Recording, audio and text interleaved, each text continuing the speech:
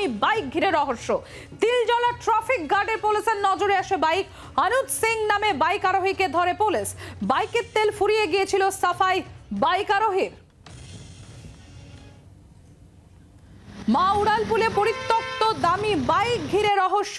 Tiljala traffic গার্ডের পুলিশের নজরে আসে বাইক। অনুজ সিং নামে বাইক আরোহীকে ধরে পুলিশ। বাইকের তেল ফুরিয়ে গিয়েছিল সাফাই বাইক আরোহী। অয়ন ঘোষাল আমাদের প্রতিনিধি রয়েছেন আমাদের সঙ্গে, সরাসরি চলে যাবো অয়নের কাছে। অয়ন, কি ঘটে, তারপর কি জানা যাচ্ছে পুলিশের তরফ থেকেও বা কি বলা হচ্ছে?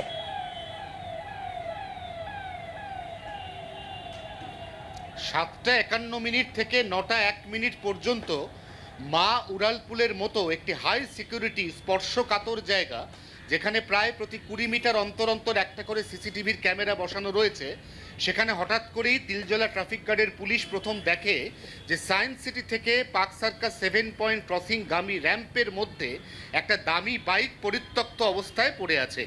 কার বাইক, কি বৃত্তান্ত কিছুই জানা যাচ্ছে না তখনও পর্যন্ত। এই অবস্থায় সিসিটিভির ফুটেজ দেখা শুরু হয়। বাইকটা কখন সেখানে রাখা হয়েছে, কে সেখানে ওই বাইকটা রেখেছেন, এবং তার থেকেও যেটা গুরুত্বপূর্ণ প্রশ্ন, মা ফ্লাইওভারের ওপর দিয়ে তো পায়ে হাঁটা একেবারে নিষিদ্ধ। তাহলে যার বাইক, যিনি ওখানে বাইক রাখলেন, তিনি তারপরে কোথায় গেলেন? হেঁটে চলে গেলেন, নাকি অন্য কোনো গাড়ি এলে এবং তাকে পিক আপ করে সেখান থেকে নিয়ে অন্যত্র চলে গেল? এই প্রশ্ন পুলিশের মধ্যে যখন ঘুরপাক খাচ্ছে, ততক্ষণে বেজে গিয়েছে সকাল 9টা। ঠিক 9:01 আরও একবার গোটা ঘটনার নাটকীয় পট পরিবর্তন। এক যুবক হন্তদন্ত হয়ে হঠাৎ করে একটি গাড়ি থেকে নামলেন এবং তিনি বাইকের চাবি বার করে সেই বাইক স্টার্ট দিয়ে সেখান থেকে বেরোতে যাবেন, তখন পুলিশ তাকে ধরল।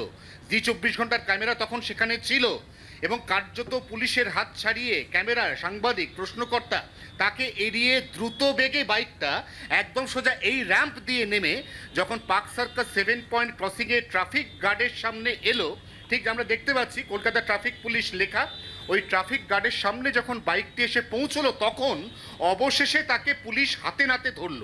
ধরার পর জানা গেল ওই যুবক, তার বাইক চলতে চলতে মা উড়ালপুলের ওপর কোনো কারণে তেল ফুরিয়ে যায়, কিন্তু তিনি সেটা উড়ালপুলে ওঠার আগে পর্যন্ত টের পাননি, কারণ তার বাইকের যে ডিজিটাল অয়েল মিটার, তেলের যে মিটার, এই মিটারটা বেশ কয়েকদিন ধরেই গোলমাল করছে বলে যুবকের দাবি, এবং তারপরে সেই কারণেই বাইকের হঠাৎ করে স্টার্ট বন্ধ হয়ে যায় এবং তিনি বাধ্য হয়ে বাইক সেখানে রেখে সেখান থেকে পায়ে হেঁটে নেমে একদম সোজা চলে আসেন এই পার্ক সার্কাস 7 পয়েন্ট ক্রসিংয়ের ওই পেট্রোল পাম্পে।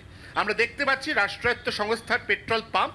ওই পেট্রোল পাম্পে এসে সেখান থেকে একটি জ্যারি কেনে তিনি 2 লিটার তেল কেনেন এবং সেটা নিয়ে আবার তিনি চলে যান মা ফ্লাইওভারে। এখানে অনেকগুলো প্রশ্ন। প্রশ্ন 1, মা উড়ালপুলের মতো এত হাই প্রক্সিমিটি জায়গাতে ওই যুবক বাইক রেখেছেন যখন, তারপর তিনি যখন আবার বাইক ফিরিয়ে নিতে এসছেন, এই দুটো সময়ের মধ্যে ব্যবধান 45 থেকে 50 মিনিটের মতো। এই সময় যে কোনো কিছু হয়ে যেতে পারত। অত্যন্ত সিকিউরিটি সেন্সিটিভ জোন, এবং সেখানেই প্রশ্ন যে যুবক তিনি পুলিশকে কিছু জানালেন না কেন? কারণ মা উড়ালপুলে প্রতি 50 মিটার অন্তর অন্তর একজন করে ট্রাফিক পুলিশ থাকেন।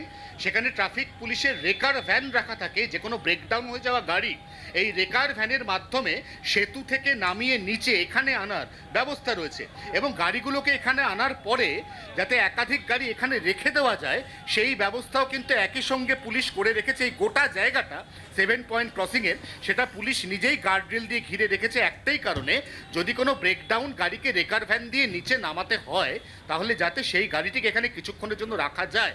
এখানে রেকার ভ্যানও সামনে রাখা আছে, এরকমই অনুরূপ রেকার ভ্যান মা ফ্লাইওভারের ওপর 2টি রাখা আছে। এই সব মিলিয়ে কিন্তু একটা অত্যন্ত রহস্যজনক ঘটনা।